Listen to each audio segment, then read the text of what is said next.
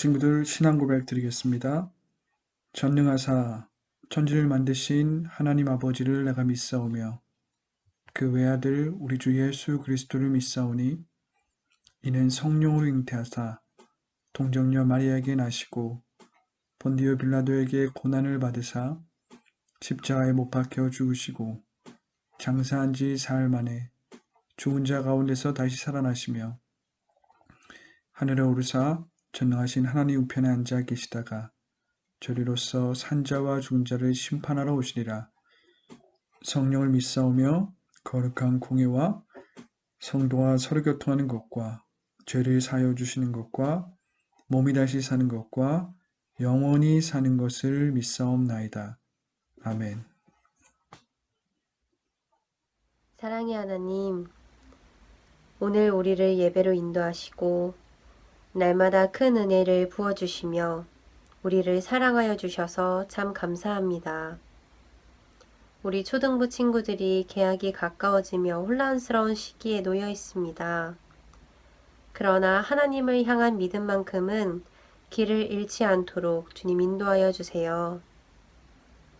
지난 일주일간 말씀에 순종하지 못하고 예수님보다 세상적인 것들에 마음을 두고 죄 지은 모습으로 주님께 나아왔습니다. 죄 앞에서 무너지는 우리를 불쌍히 여겨주셔서 주님의 보혈로 정결케 되는 은혜를 부어주세요. 예배 가운데 온전히 주님을 체험하길 원합니다. 성령님 함께하여 주셔서 우리를 죄악에서 건져내시고 구원하시는 놀라운 하나님의 크신 사랑을 깊이 체험하고 갈 수 있도록 인도하여 주세요. 내 영이 주님을 찬양하길 원하고 주님께 기도하길 원하오니 예배 가운데 주님이 원하시는 예배자로 거듭나게 인도하여 주세요. 말씀 전하시는 전도사님 위에 성령으로 기름 부어 주셔서 말씀을 듣는 사람마다 하나님의 사랑과 임재를 체험하게 해주세요. 또한 예배를 위해 삶을 드리며 봉사하시는 손길들을 주님께서 아십니다. 주님의 은혜를 구하오니 하나님의 은혜로 충만한 삶을 살 수 있도록 축복하여 주세요. 예배 가운데 함께하는 초등부 친구들이 하나님의 사랑을 체험하고 전파하는 세상의 빛과 소금이 될 수 있도록 축복하여 주세요. 어딜 가든지 하나님과 동행하며 주님을 사랑하는 기쁨의 자녀 되길 소망합니다. 예배의 시작부터 끝까지 주님께 맡겨드리오니 이 예배를 기뻐 받아주세요. 감사드리며 예수님의 이름으로 기도드립니다. 아멘. 오늘 읽을 하나님의 말씀은 누가복음 3장 15절부터 17절 말씀이 되겠습니다. 백성들이 바라고 기다림으로 모든 사람들이 요한을 혹 그리스도신가 심중에 의논하니 요한이 모든 사람에게 대답하여 가로되 나는 물로 너희에게 침례를 주거니와 나보다 능력이 많으신 이가 오시나니 나는 그 신들매를 풀기도 감당치 못하겠노라.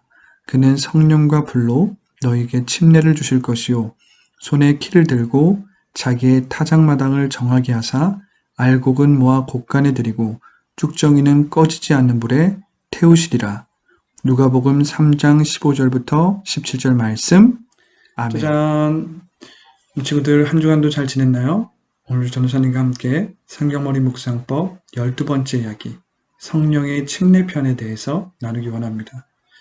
어느새 성경머리 묵상법도 12번째 이야기를 하게 되었습니다. 오늘은 이 성령의 침례편을 통해서 우리 친구들이 하나님을 믿는 자녀로서 더욱더 능력 있는 삶을 살 수 있는 것이 어떠한 것인지 함께 나누게 될 것입니다. 침례 요한의 거침없는 사역을 통해서 많은 사람들이 마음의 찔림을 받고 진정으로 회개하는 마음으로 이렇게 고백합니다. 침례 요한 선생님, 저는 어떻게 해야 합니까? 저는 세상 가운데 실패하고 세상 가운데 많은 죄를 지었는데 저는 어떻게 해야 합니까? 침례 요한은 이 회개의 침례를 통해서 너의 낡은 옷, 더러워진 옷을 하나님의 은혜로 주어진 새 옷으로 갈아입으라고 말했습니다.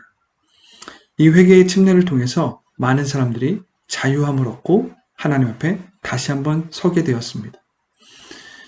그들이 생각하기에 혹시 이 침례 요한이 하나님께서 보내실 메시아가 아닌가라고 생각했습니다. 침례 요한이 많은 사람들의 마음을 읽었던 것 같아요.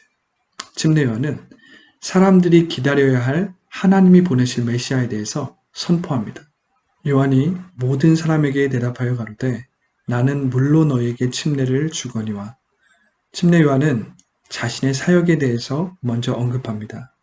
침례 요한의 사역은 회개의 침례로서 물로 침례를 주는 것입니다. 그것은 영적인 의식이에요. 나의 더러워진 옷, 이 낡은 옷을 하나님의 은혜로 주어진 새 옷으로 갈아입는 영적인 의식입니다. 그런데 우리의 이 영적인 의식에는 치명적인 문제가 있습니다. 우리는 여전히 세상 가운데 나아갔을 때 우리의 이 새로운 옷은 얼마든지 더러워질 수 있고 낡아질 수 있어요. 그렇기 때문에 우리는 그때마다 이 회개의 침례의 의식을 해야 한다라는 문제에 직면하게 되는 것입니다.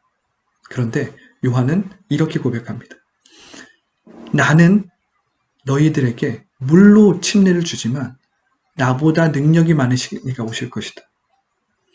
너의 그 연약함으로 인해서 너가 세상 가운데서 이 새 옷이 다시 더럽혀질 수도 있고 낡아질 수도 있다. 그런데 너희가 이제 물로 침례를 받는 이 의식을 또다시 할 필요가 없어. 왜냐하면 나보다 능력이 많으시니까 오실 것이기 때문이야. 바로 너보다, 그리고 나보다, 너의 연약함보다, 너의 부족함보다 더 능력이 많으시니까 오실 텐데 너는 그분에 대해서 신뢰하고 그분을 믿어야 해. 이렇게 침례 요한은 이야기하고 있는 거예요. 이 나보다 능력이 많으시니까 오신다. 그리고 그분을 믿는다라는 것을 바울의 언어로 이야기하면 이러한 말이에요. 내가 그리스도와 함께 십자가에 못 박혔나니. 그런즉 이제는 내가 사는 것이 아니요 내 안에 사시는 그리스도께서 사시는 것이라. 이제 내가 세상 가운데 사는 것은 나를 사랑하사 나를 위하여 자기 몸을 버리신, 자기 육체를 버리신 예수님을 믿는, 하나님의 아들을 믿는 믿음 안에서 사는 것이라. 나를 사랑하사 나를 위하여 자기 자신을 버리신 그리스도를 믿는, 하나님의 아들을 믿는 믿음의 삶은 사실은 말로 표현할 수 없는 것입니다. 우리가 정말 상상해 볼까요? 나를 사랑하사 나를 위하여 자기 육체를 버리실 수 있는 이분을 믿는 삶. 우리에게 어떠한 문제가 다가오고 우리에게 어떠한 도전이 다가오고 세상 가운데 어떠한 유혹이 다가올지라도 나를 자기의 육체를 버리시면서까지 사랑한다라는 이분을 내가 정말 만나고 이분의 사랑이 내 안에서 온전히 내면화가 된다면 내가 이기지 못할 도전은 없습니다. 내가 감당하지 못할 시험은 없어요.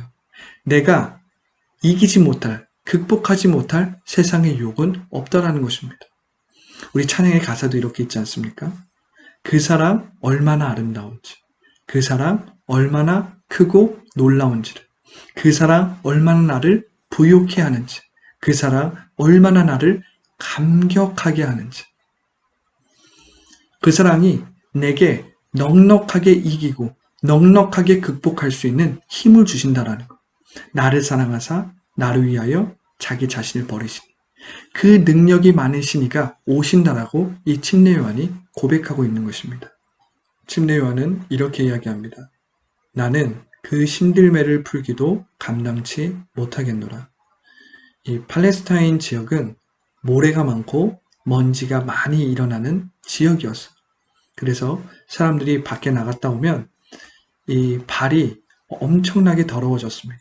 흙도 묻고 많은 먼지들이 묻어서 손을 닦고 발을 꼭 씻어야 됐습니다.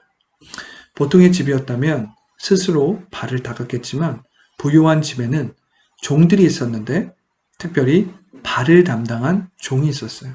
그 종은 상대적으로 가장 낮은 신분의 종이었습니다.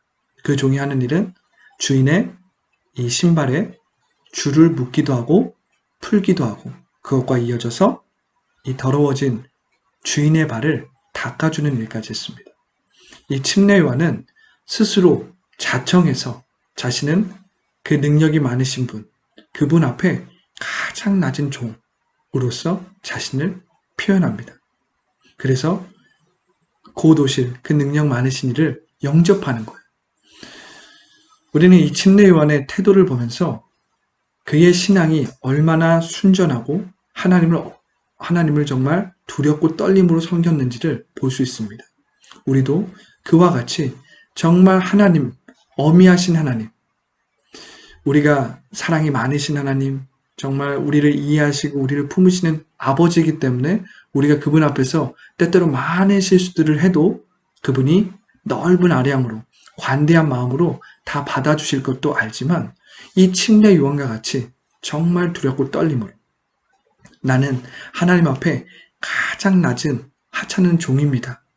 이렇게 경외하는 마음의 태도를 가질 때 우리는 정말 하나님을 사랑하고 하나님을 경험할 수 있는 삶을 살 수 있다는 것입니다. 이 침례 요한은 이렇게 얘기해요. 능력이 많으시니 곧 오실 그분은 성령과 불로 너에게 침례를 주실 것이다. 침례 요한은 처음에 자신의 사역을 이 예수님의 사역과 대비시켜서 낮추었습니다. 그러면서 자신의 이 침례는 물로 주는 것이다. 한계가 있어. 이것은 치명적인 문제를 해결해 줄 수 없어. 그런데 곧 오시리 이 능력이 많으신 분이 주실 침례는 바로 성령과 불로서 침례하는 것인데 이것은 또 다른 능력의 침례라는 것을 말해주고 있는 것입니다. 우리가 이 성령의 침례라는 것은 누가의 언어로 이해해야 합니다. 이 복음을 쓴 사람이 누가인데 이 누가가 말하는 성령의 침례가 무엇인지를 잘 이해해야 됩니다. 우리는 예수님을 믿는 믿음 안에서 새로운 삶을 살게 되었습니다. 이제 우리는 이 더러워진 옷, 낡은 옷을 매일매일 새 옷으로 갈아입는 이 침례의 의식을 할 필요가 없어요. 나를 사랑하사 나를 위하여 자기 자신을 버리신 그리스도, 하나님의 아들을 그 믿는 믿음 안에서 계속해서 살아가면 됩니다. 그런데 우리는 거기서 멈추면 안 돼요. 그것은 내 개인의 구원은 만족시켜 줄지 모르지만 하나님께서 내게 주신 부르심을 모두 다 감당하고 성취하는 데는 불가능합니다. 우리가 하나님께서 위에서 부르신 그 부르심을 감당하고 하나님이 우리를 부르신 그 목적을 온전히 이루기 위해서는 바로 성령의 침례가 필요합니다. 그래서 이것은 성령의 침례라고 하는 거예요.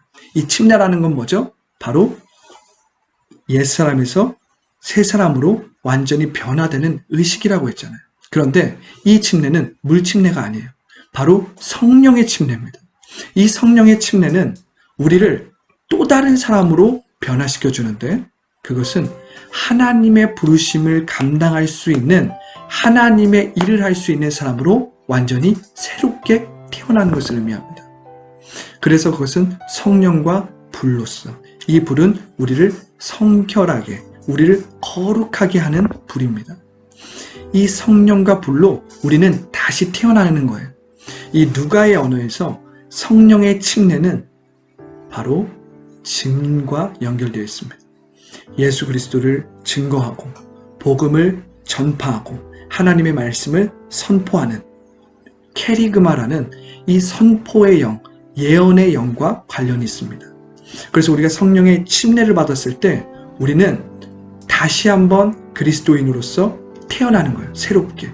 그래서 하나님이 위에서 부르신 그 부름을, 그 부르심을, 그 목적을 감당할 수 있는 권능을 받는 것입니다. 그래서 이 누가는 사도행전 1장 8절에서 오직 성령이 너에게 임하시면 너희가 권능을 받고 예루살렘과 유대와 사마리아와 땅끝까지 이르러 나의 증인이 될 것이다 라고 했는데 이 성령의 침례는 증언하는 능력, 증언하는 권능입니다.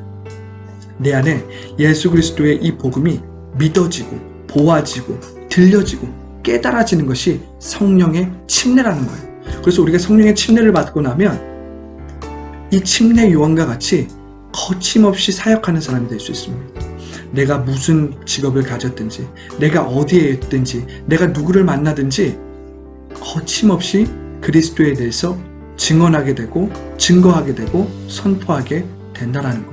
그리고 그 하나님이 원하시는 삶을 거침없이 살 수 있는 권능을 받게 된다는 거예요. 이것이 바로 성령의 침례라는 것입니다.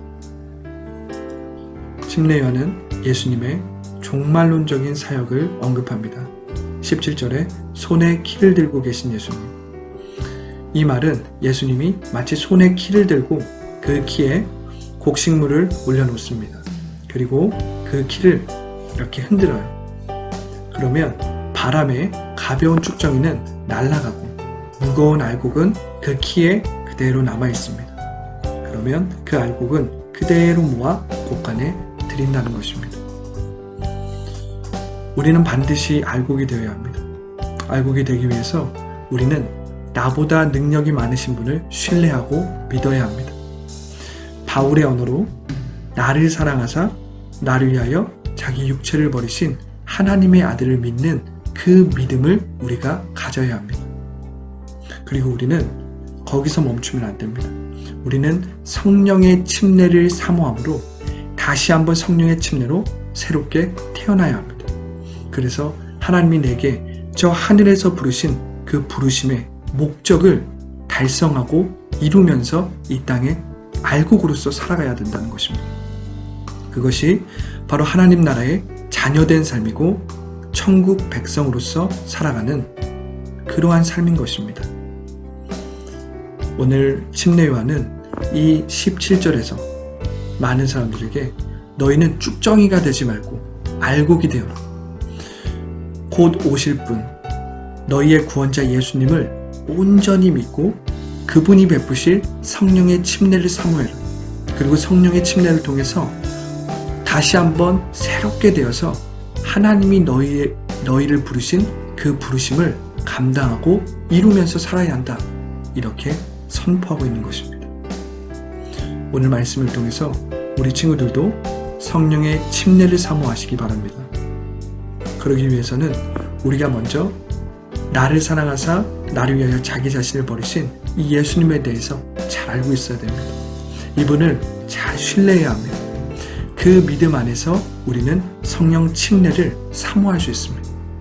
그 믿음 안에서 우리는 성령을 갈망할 수 있습니다. 우리 친구들이 성령님을 갈망하고 성령 침례에 대해서 사모할 때에 하나님은 이 성령을 선물로 주실 거예요.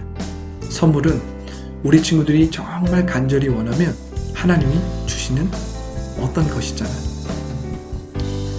우리 친구들 이 성령을 사모하시기 바랍니다. 그리고 이 성령 침례를 내가 꼭 받고 싶다라고 갈망하시기 바랍니다.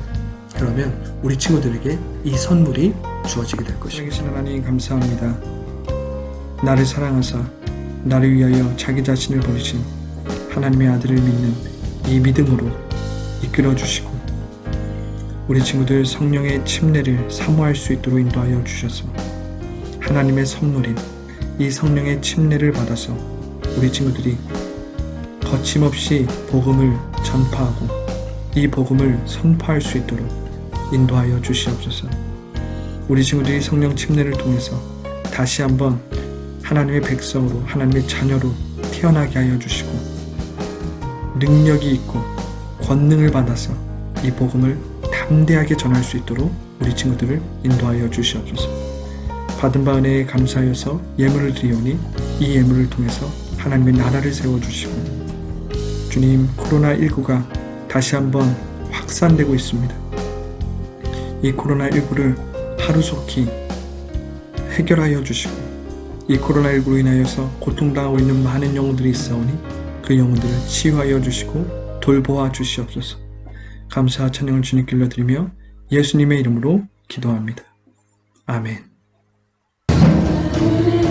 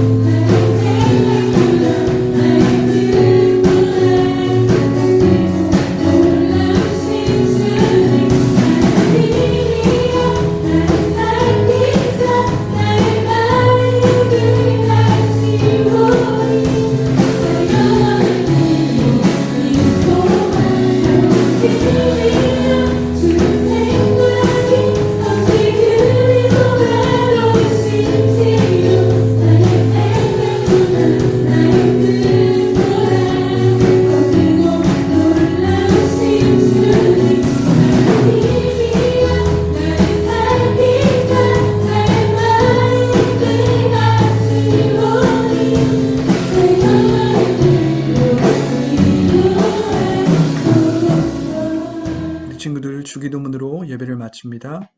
하늘에 계신 우리 아버지여, 이름이 거룩히 여김을 받으시오며 나라가 임하시오며 뜻이 하늘에서 이룬 것 같이 땅에서도 이루어지이다. 오늘날 우리에게 일용할 양식을 주옵시고 우리가 우리에게 죄진 자를 사하여 준 것 같이 우리 죄를 사하여 주옵시고 우리를 시험에 들게 하지 마옵시고 다만 악에서 구하옵소서. 대개 나라와 권세와 영광이 아버지께 영원히 있사옵나이다. 아멘.